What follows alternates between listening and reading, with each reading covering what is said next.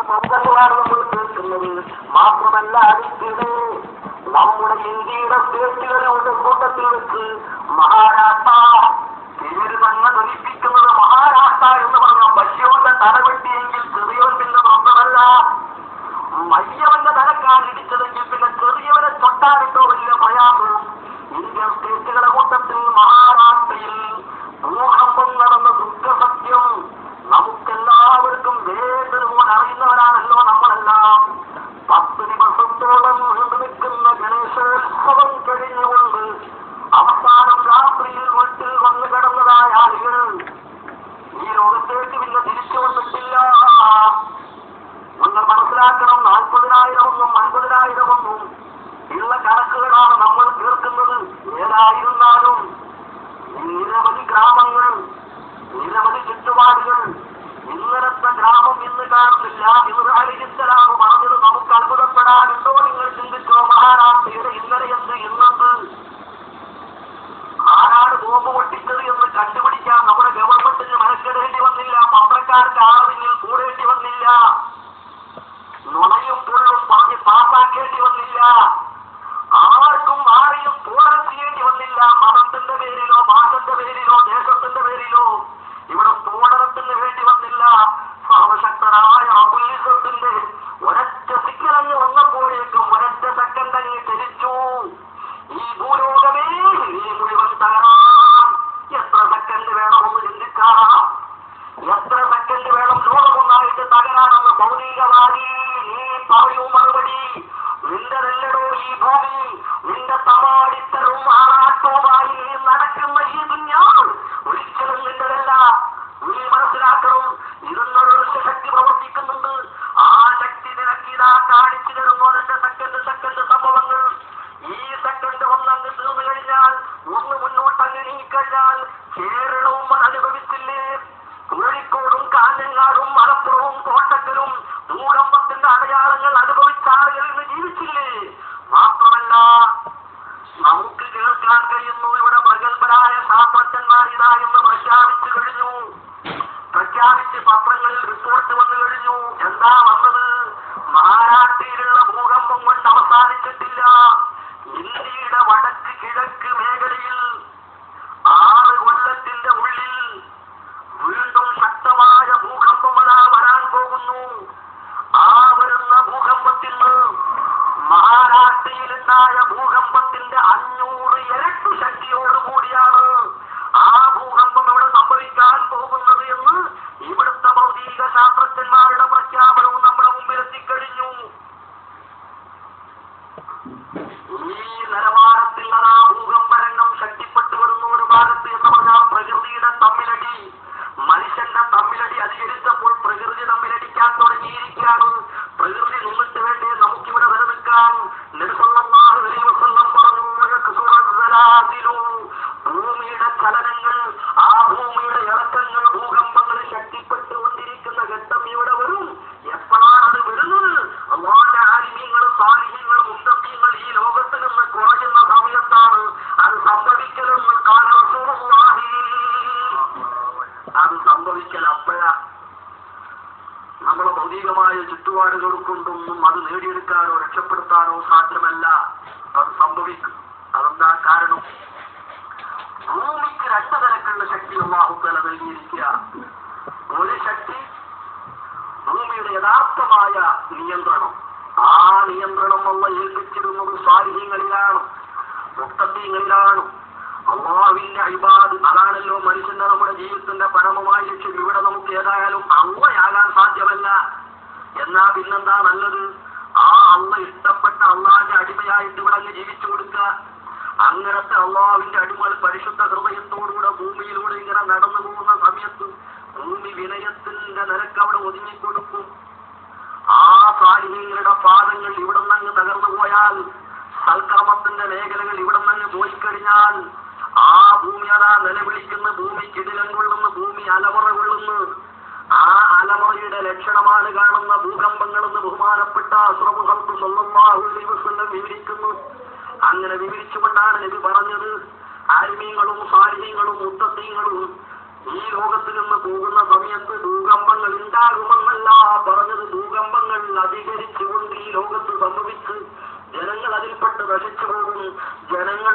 എത്രയോ പഞ്ചവത്സര പദ്ധതി കൊണ്ട് നേടിയെടുക്കപ്പെട്ട രാഷ്ട്രത്തിന്റെ നേട്ടങ്ങളെല്ലാം അതാ ഒരൊറ്റ സെക്കൻഡ് കൊണ്ട് ലോകം ചാമ്പലാക്കി കളയുന്ന പ്രകൃതി വിപത്തുകൾ ഇവിടെ നിങ്ങൾക്ക് നേരെ വരാറുണ്ട്. അത് നിയന്ത്രിച്ചു നിർത്താൻ ഒരു ഭൗതിക ശക്തിക്കും സാധ്യമല്ല എന്നുള്ള മുന്നറിയിപ്പ് മഹാനായ റസൂലുള്ളാഹി തന്നുകൊണ്ട് പറയുന്നു. കഴിഞ്ഞില്ല, അവിടെ മറ്റൊന്നുകൂടി സംഭവിക്കും. ആ സമയത്ത് നിങ്ങളുടെ ജീവിതത്തിൽ നിങ്ങൾക്ക് മറ്റൊന്ന് അനുഭവിക്കും. എന്താണ് അനുഭവിക്കുന്നത്? നിങ്ങൾക്ക് ഒന്നിനും സമയം മതിയാകുന്നില്ല. നേരം പുറത്ത് വൈകുന്നേരമായി നോക്കുമ്പോൾ പടച്ചവരെ എന്തെല്ലാം കാര്യങ്ങൾ ചെയ്തു തീർക്കാനുണ്ടായിരുന്നു. സമയം പോരാ. മുൻ കാലഘട്ടത്തിൽ ഒരു വർഷം നമുക്കൊരു വയസ്സ് കഴിയണമെങ്കിൽ ഒരുപാട് സമയം പിടിക്കുന്ന അനുഭവം നമുക്കുണ്ടായിരുന്നു. ഇന്നോ റമളാൻ ഒന്ന് കഴിഞ്ഞു, അടുത്ത റമളാൻ. കൊല്ലം പോയതറിഞ്ഞില്ല, ആഴ്ച പോയതറിയുന്നില്ല, ദിവസം പോകുന്നതറിയുന്നില്ല, വയസ്സ് പോകുന്നതറിയുന്നില്ല. ഈ നിലയിൽ മാത്രമല്ല, നമ്മുടെ ഇടയിലുള്ള ചെറുപ്പക്കാരെ കാണുമ്പോൾ 1 മാസം 2 മാസം കാണാനായാൽ പിന്നെ കാണുമ്പോൾ ചോദിക്കുന്നു, അല്ല മോനെ നീ വയസ്സനായോ? അത്ര ഒന്നും പ്രായമാകാൻ നീ ആയിട്ടില്ലടോ. അന്റെ ഉമ്മനെ കല്യാണം കഴിച്ചുകൊണ്ട് പോരുമ്പോൾ അവളെ തേടിപ്പോയവനാണ് ഞാൻ. അന്ന് എനിക്ക് 4-5 മക്കളുണ്ട്. അതിന്റെ ശേഷം പെറ്റുണ്ടായ മോനല്ലേ നീ? അത്രമാത്രം വയസ്സൊന്നും അനക്കായിട്ടില്ല എന്ന് നമ്മുടെ നാട്ടിലുള്ള ഉമ്മമാര് നമ്മുടെ മുഖത്ത് നോക്കി പറയുന്ന കാലഘട്ടത്തിൽ നമുക്ക് മാറ്റങ്ങൾ വന്ന് സംഭവിച്ചില്ലേ? നിങ്ങൾ മനസ്സിലാക്കണം. അസ്റഫുകൾക്ക് പറയുന്ന അങ്ങനെ എല്ലാ നിലക്കും സമയം കുടുങ്ങി വരും, സമയം മതിയാകാതെ വരും നിങ്ങൾക്ക്. മാത്രമല്ല, ആ രംഗം നിങ്ങൾക്ക് കണ്ടാൽ ഉടനെ തന്നെ പല നിലക്കുള്ള ഫിത്രയും ഫസാദുകളും വെളിവാകും. ഫിത്രയും ഫസാദും അടങ്ങുമെന്നല്ല, ഫിത്രയും ഫസാദും വെളിവായിക്കൊണ്ടിരിക്കും. നാം കാണുന്നതും അനുഭവിച്ചുകൊണ്ടിരിക്കുന്നതും അതാണ്. പ്രശ്നങ്ങൾ കൂടിക്കൂടി വരികയാണ്. എല്ലാവർക്കും പ്രശ്നമുണ്ട്. മുസ്ലിങ്ങൾക്ക് കൂടുതൽ പ്രശ്നവുമുണ്ട്. അല്ലാഹു കാത്തുരക്ഷിക്കുമാറാകട്ടെ. അങ്ങനെ ഫസാദ് ഫിത്രകൾ ഇതാ പല വിധത്തിലും പല രൂപത്തിലും പ്രത്യക്ഷപ്പെട്ടുകൊണ്ടിരിക്കുന്നു. ആ സമയത്ത് അഷ്റഫുകൾക്ക് പറയുന്നു, ഫിത്രയിൽ ഒഴിവായാൽ അതിന്റെ പിന്നിലൂടെ ഉണ്ടാകാൻ പോകുന്നത് എന്താണെന്ന് നിങ്ങൾ മനസ്സിലായിട്ടുണ്ടോ? ഫിത്ര ഉണ്ടാകാണെങ്കിൽ അവിടെ ഉണ്ടായിക്കോട്ടെ, അതില്ലായ്മ ചെയ്യാൻ ആർക്ക് കഴിയുമെന്നല്ല നബി പറയുന്നത്. അതുണ്ടായാൽ ഉടനെ വരുന്നത് ഹറജ് പെരുക്കും. ഹറജിനിക്ക് റസൂല് വ്യാഖ്യാനം പറയുന്നു, അൽ ഖത്ൽ. ഹറജ് എന്ന് പറഞ്ഞാൽ കൊലപെരുക്കും. ഫിത്രകൾ ലോകത്ത് പൊട്ടിപ്പുറപ്പെടും. ആ ഫിത്രയുടെ പശ്ചാത്തലത്തിൽ ഇവിടെ സംഭവിക്കാൻ പോകുന്നത് മനുഷ്യനെ കൊല്ലുക എന്നുള്ള പ്രവൃത്തി ഇവിടെ അധികരിച്ചു കൊണ്ടിരിക്കും. ഭാഷന്റെ പേരിൽ അതാ കൊല ചെയ്യുന്നു, മതത്തിന്റെ പേരിൽ അതാ കൊല ചെയ്യുന്നു, വർണ്ണത്തിന്റെ പേരിൽ അതാ കൊല ചെയ്യുന്നു, അവസാനം പോയി പാർട്ടികളുടെ പേരിൽ അതാ കൊല ചെയ്യുന്നു, സ്റ്റേറ്റിന്റെ പേരിൽ അതാ കൊല ചെയ്യുന്നു. നിങ്ങൾ ചിന്തിക്കണം. പോട്ടെ, പഞ്ചായത്ത് അതിർത്തിയുടെ പേരിലതാ അതുപോലെ ചെയ്യുകയാണ്. അങ്ങനെ നാം മനസ്സിലാക്കണം, ഒരു രാഷ്ട്രത്തിന്റെ മക്കൾക്ക് ഇന്ത്യക്കാരനായ ആളുകൾക്ക് ഇന്ത്യക്കാരനാണെന്ന് പറയാൻ കഴിയാ എന്നല്ലാതെ ഇന്ത്യക്കാരനായിട്ട് ഉൾക്കൊള്ളുന്നില്ല. കാരണം ഇന്ത്യക്കാരനായ പൗരൻ കർണാടകക്കാരനാണെങ്കിൽ കർണാടകക്കാരനും തമിഴ്നാട്ടുകാരനും കേരളക്കാരനും കേരളത്തേക്ക് തമിഴ്നാട് കർണാടകം എന്നതിന്റെ പേരിൽ ഇവിടെ കലഹിക്കുകയാണ്. അതിന്റെ പേരിൽ ഒരു വിഭാഗത്തിന്റെ വെള്ളം പോലും മറ്റു വിഭാഗത്തിന് കൊടുക്കാതെ പ്രശ്നമുണ്ടാക്കി തീർക്കുകയാണ്. മണ്ണിന്റെ പേരിൽ, വെള്ളത്തിന്റെ പേരിൽ, ഭാഷയുടെ പേരിൽ, ദേശത്തിന്റെ പേരിൽ അതാ പ്രശ്നമുണ്ടായിത്തീരുന്നു. അവസാനം എന്തിനധികം പറയുന്നു, വ്യക്തികൾ ഓരോ പാർട്ടികളിലും ശക്തമായ പ്രശ്നങ്ങൾ ഉണ്ടാകുന്നു. മനുഷ്യൻ സാധാരണക്കാരിൽ നിന്ന് രക്ഷപ്പെടാൻ ഇന്ന് ചില പൊതുവഴികൾ കണ്ടുപിടിച്ചിട്ടുണ്ട്. ആ പൊതുവഴികൾ എന്താ? പഴയ കാലത്തുള്ള മാതിരിയല്ല. ഈ കാലത്തുള്ള ആളുകളൊക്കെ ബോധവാന്മാരാണ്. അതുകൊണ്ട് അഭിപ്രായ സ്വാതന്ത്ര്യം ഉണ്ടാകുമ്പോൾ സ്വാഭാവികമായി അതൊക്കെ സംഭവിക്കുമെന്ന് പറഞ്ഞ് ഒതുക്കാനുള്ള ഒരു കുതന്ത്രം കണ്ടിട്ടുണ്ട്. ഏതൊരു മേഖലയിലാണ് സഹോദര സത്യപാന്താവിലൂടെ മനസ്സറിഞ്ഞ് ഒരാൾ ഒരു മനുഷ്യനെ അംഗീകരിക്കുന്നത്, മനസ്സറിഞ്ഞ് ഒരാൾ വ്യക്തിത്വത്തിന്റെ പേരിൽ ഒരാൾ അംഗീകരിക്കുന്നത് ഇന്ന് ലോകത്ത് എത്രയുണ്ട് നിങ്ങൾ ഞാനും മനസ്സിലാക്കും. സമ്മർദ്ദത്തിന്റെ പേരിൽ അംഗീകരിക്കലല്ലാതെ ആത്മാർത്ഥമായി അംഗീകരിക്കുന്ന ചുറ്റുപാട് മുഅ്മിനീങ്ങളിടയിൽ മാത്രമേ കാണാൻ പറ്റൂ. എല്ലാത്തോടത്തും അത് സാധ്യമല്ല. അപ്പം അഷ്റഫുകൾക്ക് പറഞ്ഞു, ഫിത്നഫസാദ് ഉറപ്പെടും, അതിന്റെ പിന്നിൽ ഉടനെ തന്നെ കൊല പെരുക്കും. ബോംബെയുമാ നമ്മുടെ മുമ്പിലുണ്ട്, അതുപോലെ പല പ്രദേശങ്ങളും നമ്മുടെ മുമ്പിലുണ്ട്. അള്ളാഹു കാത്തുരക്ഷിക്കുമാറാകട്ടെ. ഇനി എന്തെല്ലാം സംഭവിക്കാൻ പോകുന്നു എന്നത് ഇത് പറഞ്ഞുകൊണ്ട് നബി സല്ലല്ലാഹു അലൈഹി വസല്ലം സമയത്ത് സമ്പത്ത് പെരുത്തിറങ്ങിക്കൊണ്ടിരിക്കും. സാമ്പത്തികമായ ചുറ്റുപാട് ജനങ്ങളിൽ അധികരിച്ചുകൊണ്ടിരിക്കും. സമ്പത്ത് എന്ത് ചെയ്യണമെന്നറിയാതെ കണ്ട് സാമ്പത്തികമായ ഭദ്രത വലിച്ചിറങ്ങിക്കൊണ്ടിരിക്കുമെന്ന് ഖാല റസൂലുള്ളാഹി എന്ന് പറഞ്ഞതിന്റെ അർത്ഥം, കഴിഞ്ഞ തലമുറയിലൂടെ ജീവിച്ചൊരാട്ടത്തിന്റെ രാജാവ് ഇന്ന് നമ്മുടെ നടുറോട്ടിലൂടെ നടന്നുകൊണ്ടിരിക്കുന്ന യാചകനും കൂടി നോക്കിയാൽ ആ രാജാവിന്റെ ചിന്താമണ്ഡലത്തിൽ ഊഹിക്കാൻ പോലും കഴിയാത്ത പല പല സുഖ സൗകര്യങ്ങളെ പറ്റി നമ്മുടെ നടുറോട്ടിലുള്ള യാചകനെന്ന് ചിന്തിച്ചുകൊണ്ടിരിക്കുന്നു. ഒരു വേള അവൻ അനുഭവിച്ചുകൊണ്ടിരിക്കുകയാണ്. അത്രത്തോളം മനുഷ്യന്റെ സൗകര്യ ജീവിതം മേഖലയിൽ അധികരിച്ചുകൊണ്ടിരിക്കുകയാണ്. ആരും ഇതിന്റെ പിന്നിലെന്ന് കുറവല്ല. നമ്മുടെ മുൻഗാമികൾക്ക് ഊഹിക്കാൻ പോലും ചിന്തിക്കാൻ പോലും കഴിയാത്ത പലതും ഇന്ന് ദുനിയാവിന്റെ അനുഭവത്തിൽ മനുഷ്യരായി നാം അനുഭവിച്ച് സുഖിച്ചുകൊണ്ട് സാമ്പത്തിക രംഗത്ത് എല്ലാം ബുദ്ധിമുട്ട് പറഞ്ഞാൽ മുന്നേറിക്കൊണ്ടിരിക്കുകയാണ്. നബി പറയുന്നു, ഇത് ഖിയാമത്തിന്റെ മുന്നണിയായിട്ട് നിങ്ങളുടെ ഇടയിൽ വരാൻ പോകുന്ന കാര്യമാണ്. ഈ പറഞ്ഞ കൂട്ടത്തിൽ നമ്മളിവിടെ പ്രത്യേകം ചിന്തിക്കേണ്ട ഒരു കാര്യം, മനുഷ്യരായ നമ്മുടെ ജീവിതത്തിൽ മാറ്റം സംഭവിച്ചു. ആ മാറ്റത്തോടുകൂടെ മനുഷ്യൻ നിലകൊള്ളുന്ന പ്രകൃതി, ആ പ്രകൃതിയിൽപ്പെട്ടാണല്ലോ ഭൂമിന്റെ പ്രകൃതിക്ക് മാറ്റം സംഭവിച്ചു. ഭൂമി സ്വസ്ഥമായി തരുന്നില്ല നമുക്ക്, അത് ഇളകി മറിഞ്ഞുകൊണ്ടേയിരിക്കുകയാണ്. ഈ ഇളകി മറിയൽ ഇവിടെ നിലനിന്ന് കഴിഞ്ഞാൽ കാര്യം കൂടുതൽ അപകടമാണെന്ന അനുഭവം നമ്മുടെ മുമ്പിൽ പഠിപ്പിക്കുന്നു. ഈ ഇളക്കം ലോകത്ത് ശക്തിപ്പെട്ടു വരും. സാലിഹീങ്ങൾ ഇവിടുന്ന് കുറഞ്ഞുകൊണ്ടിരിക്കുമ്പോൾ എന്ന് റസൂലുള്ളാഹി പറയുന്നു. അതുകൊണ്ട് ആദ്യമായിട്ട് ഭൂമിയെ സ്നേഹിക്കുന്ന മനുഷ്യൻ, ഭൗതിക ലോകത്തിനെ സ്നേഹിക്കുന്ന മനുഷ്യൻ ആദ്യം സർവ്വതും ഒഴിച്ചു നിർത്തിക്കൊണ്ട് ആദ്യം ഇവിടെ ചെയ്യേണ്ടത് മനുഷ്യനെ സൽക്കർമ്മത്തിലൂടെ നയിക്കാനുള്ള മാർഗം കണ്ടുപിടിക്കണം. സൽക്കർമ്മത്തിലൂടെ നയിച്ച് സാലിഹീങ്ങളുടെ എണ്ണം ഇവിടെ പെരുപ്പിക്കണം. ഓരോ മഹല്ലത്തിലും സാലിഹീങ്ങൾ അർദ്ധിച്ചു വരട്ടെ. ഓരോ കുടുംബത്തിലും സാലിഹീങ്ങളുടെ എണ്ണം അധികരിച്ചു വരട്ടെ. ഓരോ പ്രദേശത്തും സാലിഹീങ്ങളുടെ എണ്ണം അധികരിച്ചു വരട്ടെ. അങ്ങനെ സൽക്കർമ്മത്തിൽ ജീവിക്കുന്ന സാലിഹീങ്ങളുടെയും മുഅ്മിനീങ്ങളുടെയും എണ്ണം അധികരിക്കലുകൊണ്ടല്ലാതെ ലോകത്തിന്റെ പ്രകൃതിയുടെ വിപത്തിന് രക്ഷയില്ല എന്ന് ബഹുമാനപ്പെട്ട സ്വഹീഹായ ഹദീസിലൂടെ മഹാനായ റസൂലുള്ളാഹി നമ്മളെ പഠിപ്പിച്ചു. പ്രകൃതി നമുക്കെതിരെ തിരിയുകയാണ്. ഇനി സഹീഹുൽ ബുഖാരിയുടെ മറ്റൊരു രംഗം നിങ്ങൾ ചിന്തിക്കൂ. അവിടെ നമുക്ക് കാണുന്ന പ്രകൃതി നമുക്കെതിരിൽ തിരിയുന്നു. ഇമാം ബുഖാരി തന്നെ ഉദ്ധരിക്കുന്നു, നുസിർതു ബിസ്സബാ വഉഹ്ലികത് ആദം ബിസ്സബാ. പ്രകൃതിയിൽപ്പെട്ട മറ്റൊരു വസ്തുവല്ലേ കാറ്റ്. കാറ്റ് നമുക്ക് സുരക്ഷിതത്വത്തിന് ആവശ്യമാണ്. അതേ കാറ്റ് നമ്മൾ അപകടപ്പെടുത്തും. കാറ്റ്, ഈ കാറ്റ് ഒരു ഗവൺമെന്റിന് നൽകാൻ കഴിയുന്ന കാര്യമല്ലല്ലോ. യഥാർത്ഥമായ കാറ്റ്, ലോകം അവസാനിക്കുന്നതും കാറ്റ് കൊണ്ട് തന്നെ. എന്നാൽ നിങ്ങൾ ചിന്തിച്ചു, നബി പറഞ്ഞു സദാ കാറ്റ് കൊണ്ട് എനിക്കും എന്റെ സമൂഹത്തിനും അല്ലാഹു ഒരു വലിയ സഹായം തന്നു. അതേ സമയത്ത് ഒരിക്കത്ത് ആദും ഈ ലോകത്ത് ആരോഗ്യം കൊണ്ടും നീളം കൊണ്ടും ശക്തി കൊണ്ടും മലകളും പാറകളും തുറന്ന് വലിയ വലിയ വീടുകൾ ഉണ്ടാക്കാൻ ശക്തി പ്രാപിച്ചിരുന്ന സമൂത് ഗോത്രക്കാര്, ആ സമൂത് ഗോത്രക്കാരെ റബ്ബുൽ ഇസ്സത്ത് നശിപ്പിച്ചതും കാറ്റുകൊണ്ട് തന്നെയാണെന്ന് ഖാല റസൂലുള്ളാഹി.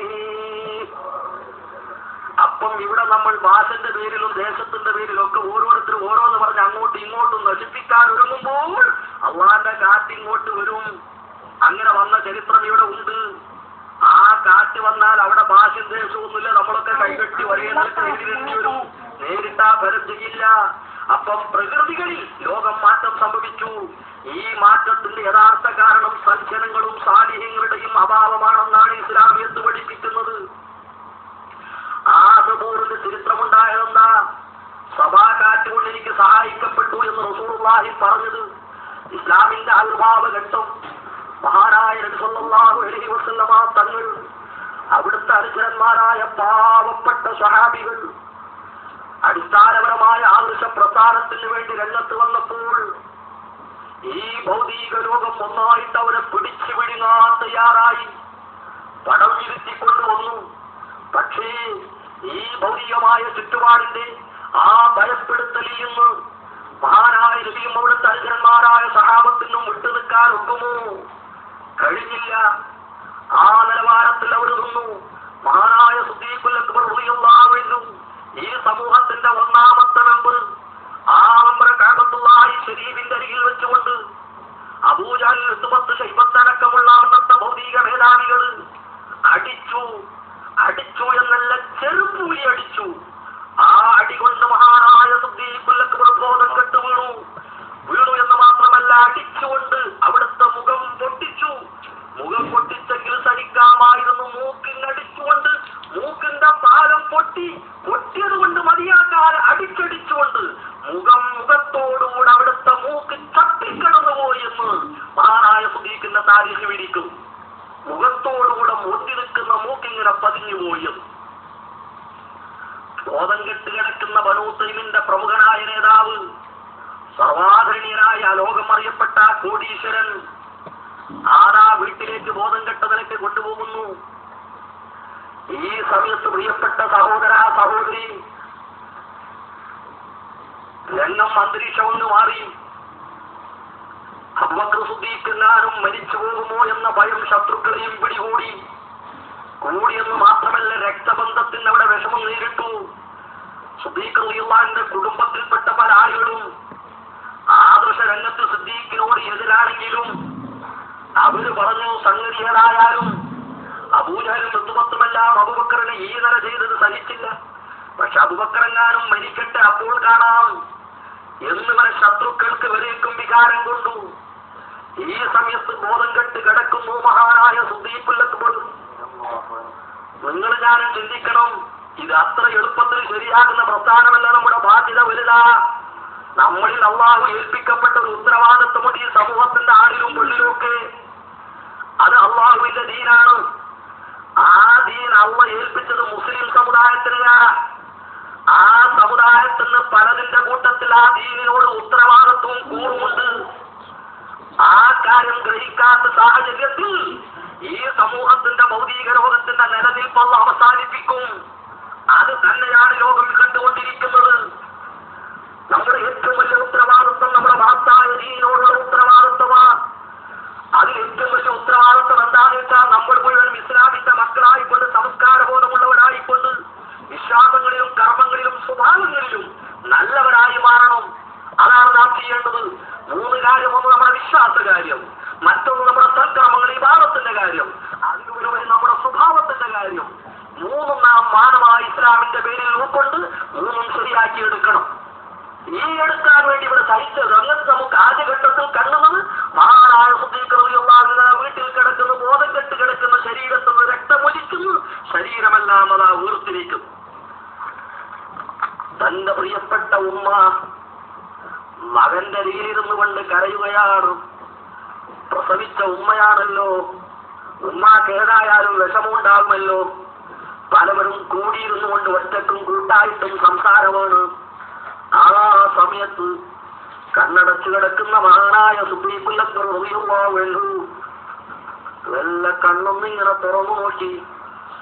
ഇത് കണ്ട സമയത്ത് വിതുമ്പി പൊട്ടിക്കരഞ്ഞുകൊണ്ട് ഉമ്മ ചോദിക്കുന്നു, കുഞ്ഞു മകനെ ഒരു മുറുക്ക് വെള്ളം കുടിക്കുമോനെ എന്ന് പറഞ്ഞുകൊണ്ട് സിദ്ദീഖുൽ അക്ബർ റളിയല്ലാഹു അൻഹുവിന് വെള്ളം കൊടുക്കാൻ വേണ്ടി തന്റെ പ്രിയപ്പെട്ട ഉമ്മ കരഞ്ഞു പറഞ്ഞപ്പോൾ, ആ സ്വപ്നത്താ ഉറക്കിൽ നിന്ന്, മരണത്തിന്റെ ചുറ്റുപാടിൽ നിന്ന് തന്റെ ബോധം തിരിച്ചു കിട്ടിയ സമയത്ത് ആ ദയനീയമായ രംഗത്തിൽ മഹാനായ സിദ്ദീഖ് റളിയല്ലാഹു അൻഹു ചോദിക്കുന്ന ചോദ്യം, ഇല്ല ഉമ്മ, അങ്ങയുടെ മകനാകുന്ന ഞാൻ വെള്ളം കുടിക്കില്ല.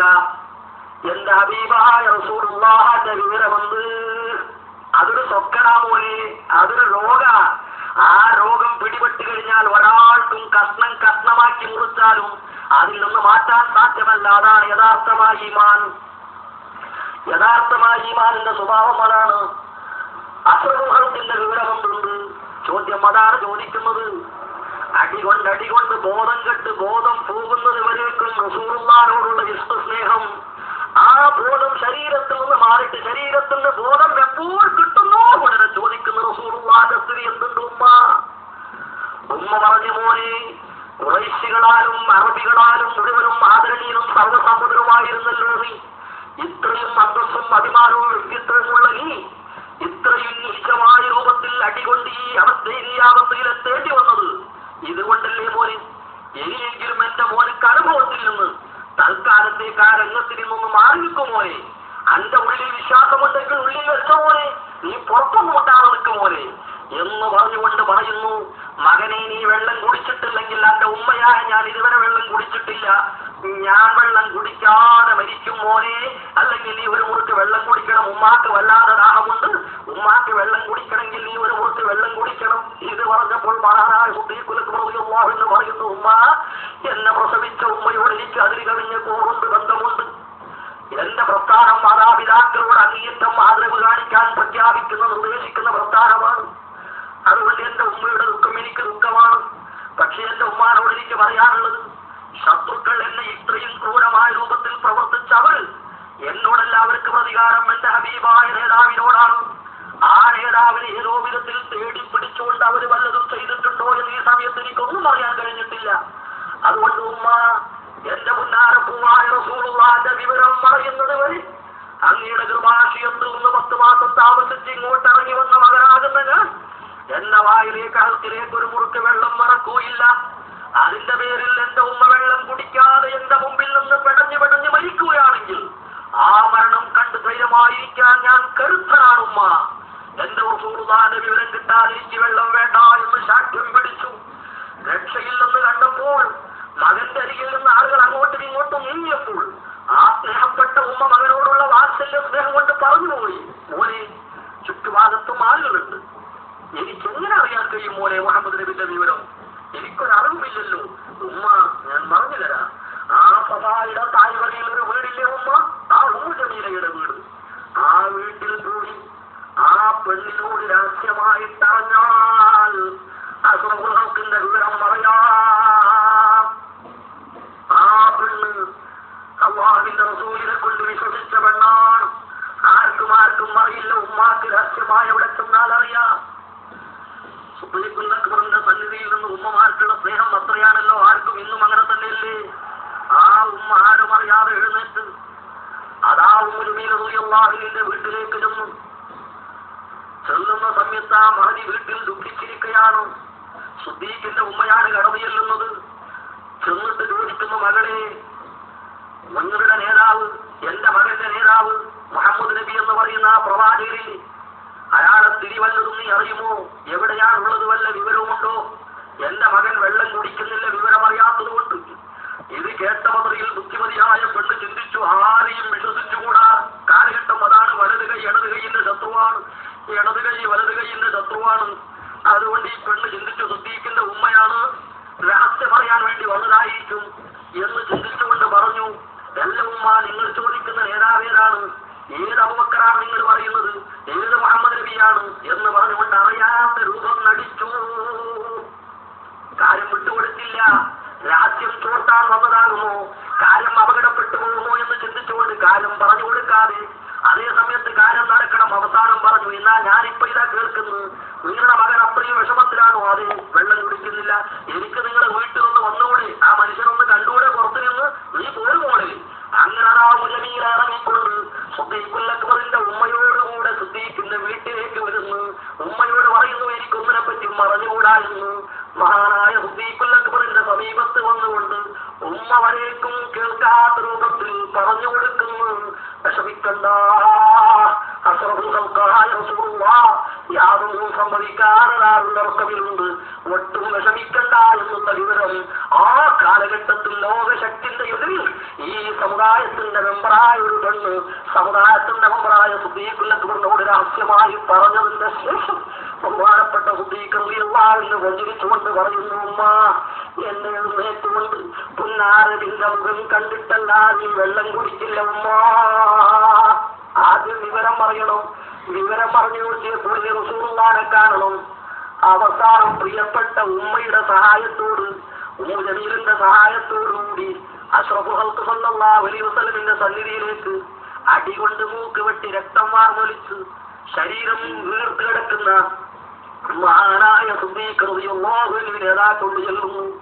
ബഹുമാനപ്പെട്ട റസൂലുള്ളാഹി കണ്ടമാത്രയിൽ പിടിച്ചു പൊട്ടിക്കരഞ്ഞു. കരഞ്ഞ സമയത്ത് പറയുന്നു, അഷ്റഫുൽ ഖൽഖ്, എനിക്കിതിലൊന്നും ഒരു പരാതിയുമില്ല. എനിക്കൊരൊറ്റക്കാലം പുന്നാരവിനോട് പറയാറുള്ളത്, എന്റെ ഉമ്മയാണ് ഈ കിടക്കുന്നത്. എനിക്ക് വേണ്ടി ചില്ലാറ വിഷമല്ല എന്റെ ഉമ്മ സഹിച്ചിട്ടുള്ളത്. എനിക്കാകെ വേണ്ടത് എന്റെ കുടുംബം ഹിദായത്തിലായി കിട്ടണം റസൂലേ. പണക്കാരാകണമെന്ന് പറഞ്ഞില്ല, ഭൗതിക ലോകത്ത് വലിയ ആളുകളാകണമെന്ന് പറഞ്ഞില്ല. ഇസ്ലാമിന്റെ ഒന്നാമത്തെ ലോകശക്തി നേതാവ് പറഞ്ഞത്, എന്റെ ഭാര്യ മക്കൾ കുടുംബം എന്റെ വാപ്പുമ്മ ഒന്നായിട്ട് ഇസ്ലാമിന്റെ മക്കളായിട്ട് ജീവിച്ച് ഭരിച്ചിട്ട് അവരും എനിക്കും നിലനിൽക്കുന്ന ലോകത്ത് ഒന്നായിട്ട് ജീവിക്കണം. എന്റെ ഉമ്മാന്റെ ഹിദായത്തിന് എന്റെ കുടുംബത്തിന്റെ ഹിദായത്തിന് വേണ്ടി പൊന്നാരവി നേർന്നിട്ട് അവൻ എനിക്ക് രക്ഷപ്പെടുത്തി കിട്ടണം. ഇതല്ലാതെ എനിക്ക് പ്രശ്നമല്ല, ഈ അടിയൊന്നും എനിക്ക് പ്രശ്നമല്ല എന്ന് പറഞ്ഞപ്പോൾ അഷ്റഫുൽ നിർണായകമായ ഘട്ടത്തിൽ പൊട്ടിക്കരഞ്ഞു കണ്ട് പറഞ്ഞു, ധൈര്യമായി പറഞ്ഞു, അബൂബക്കറേ ഭയപ്പെടല്ല, നിന്റെ കുടുംബത്തിന് മുഴുക്കയും ഉള്ള ഹിദായത്തിലാക്കുമെന്ന് നിർണായകത്ത് റസൂലുള്ളാഹി സ്കൂളിലൂടെ പറഞ്ഞ പദവി ബഹുമാനപ്പെട്ട സുദീഖുൽ അക്ബറിന്റെ കുടുംബത്തിൽ നിന്ന് ലഭിച്ചു. ആ ലഭിക്കാനുള്ള കാരണം ഏതാണ് നിങ്ങൾ ഞാനും ചിന്തിക്കണം. സമയമതാ, പണമുണ്ട്, പ്രതാപമുണ്ട്, അംഗീകാരമുണ്ട്. അതേ സമയത്ത് ലാ ഇലാഹ ഇല്ലല്ലാഹ് മുഹമ്മദ് റസൂലുള്ളാഹിക്ക് വേണ്ടി ഈ ലോകത്ത് പ്രവർത്തിച്ചപ്പോൾ അതിന്റെ നേരെയുണ്ടായ ഭീഷണിക ശക്തി എത്ര ഭയാനകരമായിരുന്നു. പക്ഷേ സത്യം വിജയിച്ചു. എല്ലാവരും നാം പറയും സത്യം വിജയിക്കും. അത് ശരിയാ, സത്യം വിജയിക്കൂ. അസത്യത്തിന് വിജയമില്ല. വിജയമുണ്ടെന്ന് തോന്നിയേക്കാം, പക്ഷേ വിജയമല്ല. സത്യത്തിന് വിജയമുണ്ട്. ആ വിജയമാണല്ലോ പര്യവസാനം സ്വർഗത്തിൽ ചെന്ന് അവസാനിക്കുന്നത്. അപ്പൊ യഥാർത്ഥ സത്യമാണ് ഈ ലോകത്തും നാളെ പരലോകത്തും സത്യമായി വിജയിക്കുന്നത് എന്ന് നമുക്ക് കേൾക്കാൻ കഴിയുന്നു, കാണാൻ കഴിയുന്നു. അനുഭവത്തിലൂടെ ലോകത്തിന്റെ ചുറ്റുപാട് ലോകത്തിന് അറിവ് കൊടുക്കുന്നു. ഈ നിലയിൽ നമ്മൾ ചിന്തിച്ചാൽ നിങ്ങൾ ഞാൻ ചിന്തിക്കണം, മഹാനായ നബി സല്ലല്ലാഹു അലൈഹി വസല്ലമിന്റെ പൂർണ്ണമായ ഉത്തരവാദിത്വം. ആ പ്രതിസന്ധി ഘട്ടത്തിൽ ഇത്രയും പ്രശ്നങ്ങൾ നേരിട്ടുകൊണ്ടാണ് അവർ ഈ രംഗത്ത് വരുന്നത്. ആ ടൈമിലാണ് ബഹുമാനപ്പെട്ട സല്ലല്ലാഹു അലൈഹി വസല്ലമിനെയും സഹാബത്തെയും ഒന്നടങ്കം നശിപ്പിക്കാൻ വേണ്ടി ലോകശക്തികൾ ഒന്നായിട്ടങ്ങ് സംഘടിച്ചുകൊണ്ടിട്ട് പെട്ടെന്ന് മദീനയുടെ പരിസരത്തിൽ വന്നിട്ട് ഒന്നായിട്ടങ്ങ് വളഞ്ഞു. ഈ ടൈമിൽ ബഹുമാനപ്പെട്ട നബിയും സഹാബത്തും പെട്ടെന്ന് വിഷമത്തിലായി. റിപ്പോർട്ടിൽ 12,000 വരുന്ന ആളുകൾ പല വിധത്തിലും പല ഗ്രൂപ്പായിക്കൊണ്ട് പല ഭാഗത്തും അഷ്റഫുൽ സഹാബത്തെയും വളഞ്ഞു വെച്ചിരിക്കുകയാണ്. എല്ലാ ആയുധങ്ങളും ചുറ്റുപാടുകളും അവരെ കയ്യിലുണ്ട്. ഇവരെ കയ്യിലൊന്നുമില്ല. പെട്ടെന്നുള്ള നേരിടലാണ്. ഈ സമയത്താണ് മഹാനായ നബി സല്ലല്ലാഹു അലൈഹി വസല്ലം പറയുന്നത്, രാത്രി സമയം ശത്രുക്കളാൽ വലയം ചെയ്യപ്പെട്ടിരിക്കുന്ന അന്തരീക്ഷത്തിൽ ഈ പാവപ്പെട്ട സമൂഹം എന്ന് പറഞ്ഞാൽ സാലിഹീങ്ങളും മുത്തഖീങ്ങളുമായ സമൂഹം, ജനങ്ങളുടെ മുമ്പിൽ അവർ പാവപ്പെട്ടവരാണ്. പക്ഷേ ലോകവിഷയം അവരെ കയ്യിലാണ്. ഇരിക്കുന്ന സമയത്ത് എന്ത് ചെയ്തു എന്നറിയൂ? രാത്രി സമയം പൊതുവേ പെട്ടെന്നതാ ഇവരുടെ തമ്പുകളെല്ലാം ശരിക്കും മദീനയുടെ പരിസരത്ത് വിപുലമായ വൈദ്യുതീകരിക്കപ്പെട്ട സൗകര്യങ്ങളോടുകൂടെ കാണുന്നു. മാത്രമല്ല നബിയെയും സഹാബത്തെയും മദീനയെയും ആക്രമിച്ചുകൊണ്ട് അതിൽ വിജയമാകാതിരിക്കാൻ വേണ്ടി ആ കാലഘട്ടത്തിലുള്ളതായ എല്ലാ നിരക്കുള്ള കലാപരിപാടികളും സംഘടിപ്പിച്ചു വെച്ചിരിക്കുകയാണ്. നിരവധി തമ്പുകളും ഭക്ഷണ സാധനങ്ങളും ഒക്കെ ഉണ്ടാക്കി കൂട്ടാടുകയാണ്. ഈ സമയത്ത് പുറത്തു പോയൊന്നും ചെയ്യാൻ കഴിയാതെ ഈ പാവപ്പെട്ട സമുദായത്തിന്റെ മുന്നിൽ മദീനയിലതാ അടക്കം ചെയ്യപ്പെട്ടിരിക്കുന്നു. ആര് സഹായിക്കാനുണ്ടവൻ? ഇതാ രാത്രി സമയം അഷ്റഫുകൾക്ക് പറയുന്നു, പെട്ടെന്ന് അവിടെ സംഭവിച്ചത് എന്താണെന്നറിയോ? പെട്ടെന്ന് അന്തരീക്ഷത്തിലൊരു തണുപ്പ്, ഭൂപ്രകൃതി ഒന്നായിട്ടൊരു തണുപ്പങ്ങ് വന്നു. തണുപ്പ് വന്നു എന്ന് മാത്രമല്ല, പെട്ടെന്ന് ആ കിഴക്ക് ഭാഗത്ത് നിന്നും ഒരു കാറ്റിങ്ങനെ ഒരു വരമ്പിൽ കേൾക്കുന്നു. ഈ കാറ്റിങ്ങനെ അടിച്ചടിച്ചിങ്ങനെ വന്ന് നല്ല മദീനയുടെ പരിസരത്തിലേക്ക് ഇങ്ങോട്ട് എത്തുമ്പോൾ ആ കാറ്റ് ശക്തമായ കാറ്റ്. ആ കാറ്റ് വരുമ്പോൾ അഷ്റഫുകൾക്കിരിക്കുമ്പോൾ ഇവിടുത്തെ സഹാബികൾക്കും നല്ല അനുഭൂതി, നല്ല സുഖം. അതേ സമയത്ത് ഈ മദീനയുടെ പരിസരത്ത് ശത്രുക്കൾ തയ്യാറാക്കി വെച്ച ഈ തമ്പുകൾ, എല്ലാ തമ്പുകളും ഇടിച്ചു പൊടിച്ചതാ കൊണ്ടുപോകുന്നു. അതേ